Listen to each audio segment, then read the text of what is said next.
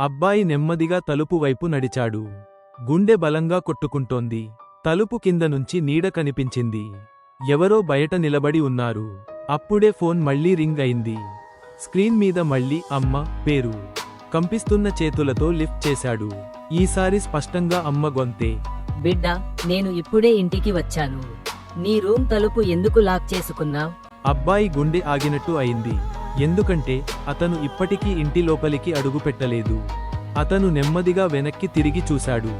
తలుపు కింద కనిపించిన నీడ ఇప్పటికే మాయమైపోయింది. కాని తన వెనక నుండి ఎవరో నెమ్మదిగా ఊపిరి పీలుస్తున్న శబ్దం వినిపించింది. ఫోన్ స్పీకర్లో అమ్మ అరుపు. వెనక్కి తిరగకు. అమ్మ అరుపు ఫోన్లో ఇంకా వినిపిస్తూనే ఉంది. వెనక్కి తిరగకు. కాని అతను ఆగలేకపోయాడు. నెమ్మదిగా, చాలా నెమ్మదిగా వెనక్కి తిరిగాడు. అతని వెనకాల ఎవరూ లేరు. ఇంట్లో నిశ్శబ్దం.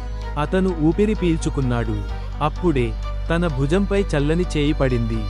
ఫోన్ స్క్రీన్ ఒక్కసారిగా బ్లాక్ అయింది. చీకట్లో ఒకే ఒక్క వాక్యం వినిపించింది. ఇప్పుడే నిజమైన కాల్ మొదలైంది.